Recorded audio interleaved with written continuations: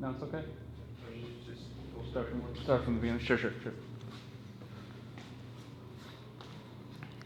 Still rolling sound? Sounds good? Sounds good, yeah. Okay, cool. I'm just gonna- All right. You just want to clap for me one more time? Oh, we're still running. Yeah. Did you cut it off or? I can, 1 second. We don't have to cut it though. Okay. We could just clap again. Yep, then I'm all good. Yeah. Thank you, you too. Just one more time. No problem. So if you just want to start with your name, your role within the Teamsters? Okay, my name is William Carroll. I'm the Secretary Treasurer of Teamsters Local 344. Yeah. And what does that role entail within Teamsters? The role of the Secretary Treasurer in our local union is the Principal Executive Officer.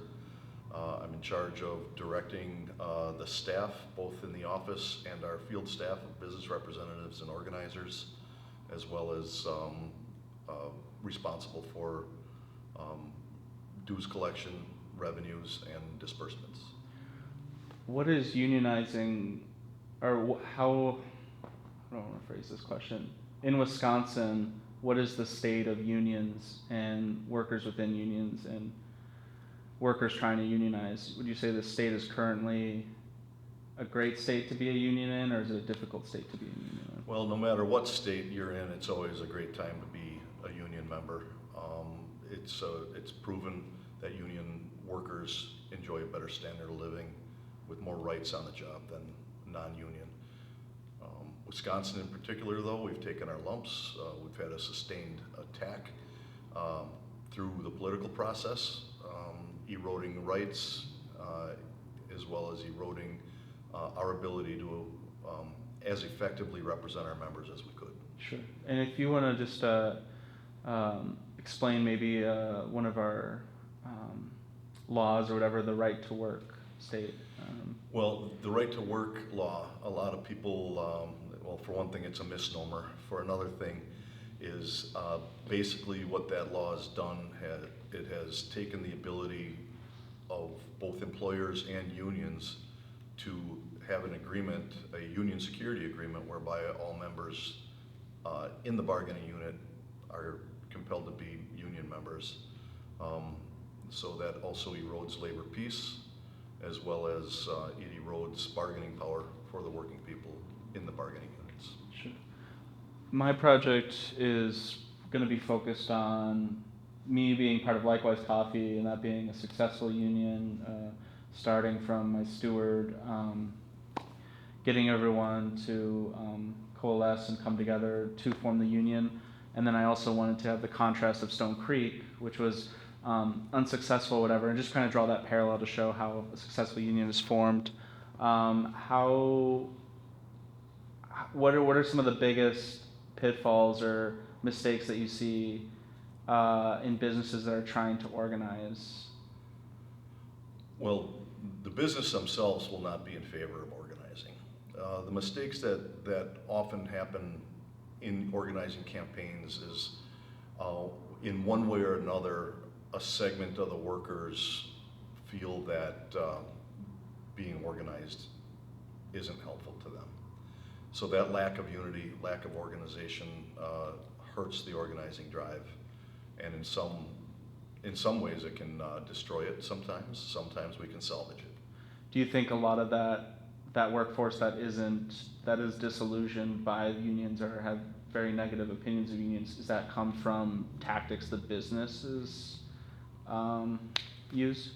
I think primarily it comes from the misinformation that employers engage in during their anti-union campaign. Mm-hmm. What are some things moving forward or in the future that could be passed to benefit unions in Wisconsin in the legislature? Well, there's a number of things. First and foremost is the right to work law needs to go. If you have a union shop, everybody should be paying their fair share of union dues and participating and having the ability to participate in their union. The outliers, what we call free riders, do nothing but erode the bargaining power from the unit, and actually it causes some animosity on the shop floor because the union workers don't want to pay dues or pay for representation for the freeloaders. And just to like have an example of like how powerful a union can be, the recent UPS negotiations were huge because they changed a lot of the conditions of the workers. Could you talk more about what that new contract and some of its biggest, I guess, perks or Well, aside from the money, everybody looks at that primarily, and there were huge gains made on the financial part of it. We were able to maintain top-notch health care for our members. We've got a excellent defined benefit pension program that not a lot of workers enjoy outside of unions. We improved working conditions on the job so members have a say over their hours of work a little bit more effectively. There's actually penalties that that the employers got to pay employees for making errors on their paycheck and then not fixing it. There's penalties on the employer for if there's proven mistreatment of them. So there's a whole host of benefits.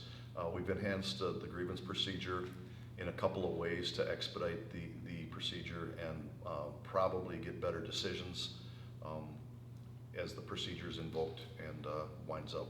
Sure. And just like a kind of a closing question here, what would you say to like those workers as a way of persuasion to those ones that aren't in favor or do not want to, I don't know, be part of a union? What is your like pitch to them? Well, I would say the primary pitch is you as a worker are stronger when you work in concert with your fellow workers. You are stronger together. You're mistaken if you think as an individual you can take on